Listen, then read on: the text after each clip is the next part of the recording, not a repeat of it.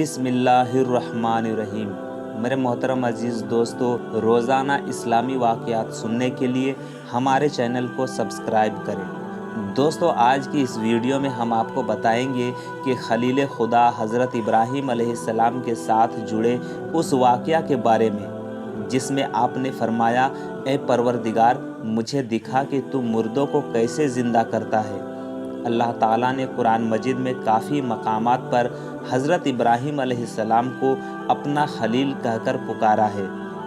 खलील उस दोस्त और मुहिब को कहते हैं जो किसी तरह दोस्ती की शर्तों में खलल ना आने दे।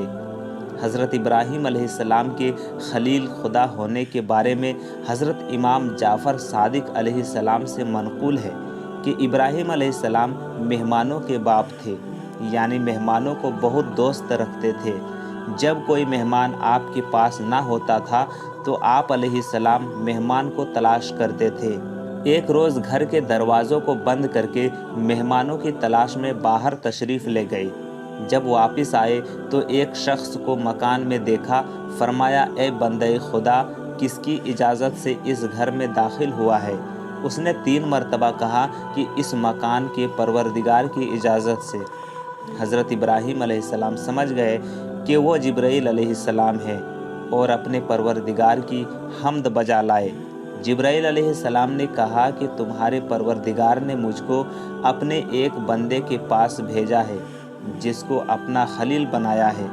हज़रत इब्राहीम अलैहिस्सलाम ने कहा कि बताओ वो कौन है, ताकि मैं ज़िंदगी भर उसकी खिदमत करूं। जिब्राईल अलैहिस्सलाम ने कहा कि आप ही वो शख्स है।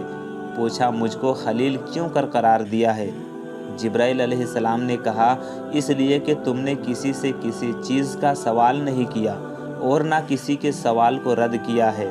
रसूल खुदा सल्लल्लाहु अलैहि वसल्लम से मनक़ूल है कि अल्लाह तबारक व तआला ने इब्राहीम अलैहिस्सलाम को इस सबब से खलील बनाया कि लोगों को खाना खिलाते थे और रात में उस वक्त नमाज पढ़ते थे जबकि सब लोग सुकून की नींद सो रहे होते थे। एक दफ़ा हज़रत इब्राहीम अलैहिस्सलाम दरिया के किनारे से गुज़र रहे थे कि आपकी नज़र एक ऐसे मुर्दार पर पड़ी जो दरिया के किनारे पड़ा हुआ था। दरियाई और खुश्की के दरिंदे उसे खा रहे थे। फिर ये दरिंदे भी एक दूसरे को खाने लगे। ये देखकर हज़रत इब्राहीम अलैहिस्सलाम को ताज्जुब हुआ।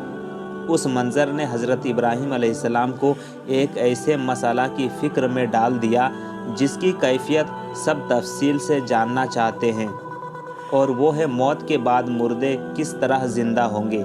हज़रत इब्राहीम अलैहिस्सलाम सोचने लगे कि अगर ऐसा ही इंसानी जिस्म के साथ हो और इंसान का बदन जानवरों के बदन का जुज़्व बन जाए तो क़यामत में उठने का मामला कैसे अमल में आएगा, जबकि क़यामत के रोज़ इंसान को उसी बदन के साथ उठना है।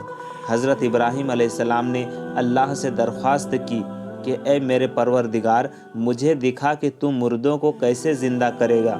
अल्लाह ताला ने फरमाया, क्या तुम इस बात पर यकीन नहीं रखते? हज़रत इब्राहीम अलैहिस्सलाम ने कहा, ईमान तो रखता हूँ, लेकिन चाहता हूँ कि दिल को तसल्ली हो जाए।